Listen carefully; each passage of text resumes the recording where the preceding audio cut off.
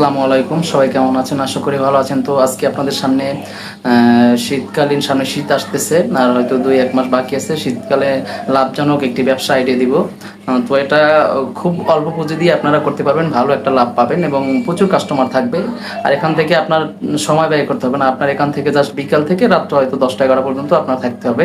তো এখান থেকে আপনি চাইলে ভালো একটা অ্যামাউন্ট ইনকাম করতে পারবেন, ভালো একটা অ্যামাউন্ট লাভ হবে আপনার এখান থেকে, যদি আপনি সুন্দর মতো পরিবেশন করতে পারেন। তো যারা চ্যানেল নতুন আছেন, চ্যানেলটি অবশ্যই সাবস্ক্রাইব করে দেবেন এবং ভিডিও সম্পর্কে কমেন্ট করে আপনাদের মূল্যবান মতামত জানাবেন। আর প্লিজ ভিডিওটি অবশ্যই শেষ পর্যন্ত দেখবেন। তো কথা না বলে চলুন ভিডিওটি শুরু করি। তো আমি আজকে আপনাদেরকে বলতেছি যে শীতকালে আসলে আমাদের মাথায় এটা চিন্তা করতে হবে যে আসলে শীতকালে আসলে কোন জিনিসগুলো আসলে মানুষের চাহিদা বেশি থাকে, মানে কোন জিনিসটা সেটা আগে চিন্তা ভাবনা করতে হবে। আর শীতকালে কিন্তু মানুষ একটু সুস্বাদু খাবার খেতে ভালোবাসে, মজার মজার খাবার খেতে ভালোবাসে, একটু ঘুরতে যেতে পছন্দ করে বিকালবেলা। মানে শীতকালীন জিনিসটা মনে হয় যেন সুন্দর একটা পরিবেশ থাকে সবসময়। মানে খাবার দাবার, বিশেষ করে খাবারের প্রতি মানুষের বেশি আকর্ষণ থাকে শীতকালে। গরম গরম খাবার মানুষের ভালো লাগে। তো এই সুযোগটা কিন্তু আপনাকে কাজে লাগাতে হবে।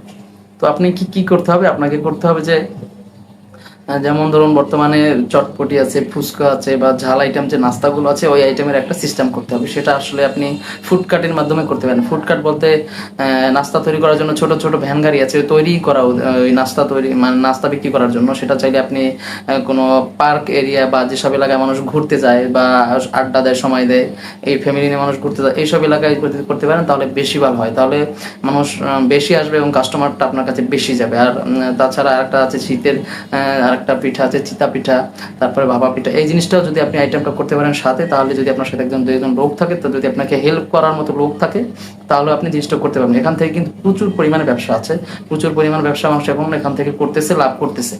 আমি কিন্তু এটা আসলে সবসময় চলে। বিকালবেলা এইসব জিনিস মানুষ, বিকাল থেকে রাত্রে এই টাইমটায় আসলে এইসব জিনিসটা মানুষ খায়, নাস্তাটা।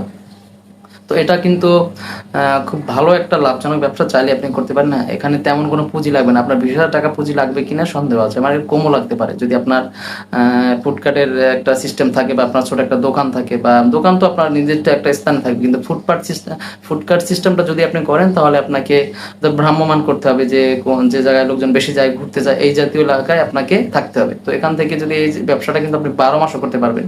তো 12 মাস করতে গেলে আপনাকে হয়তো 2-1টা আইটেম কমাতে হবে।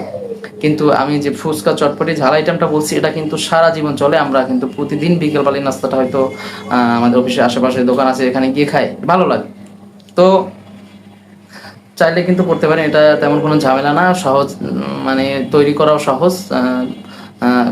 খুব সুন্দর করে পরিবেশন করলে এখান থেকে আপনার ভালো একটা লাভ আসবে ইনশাল্লাহ।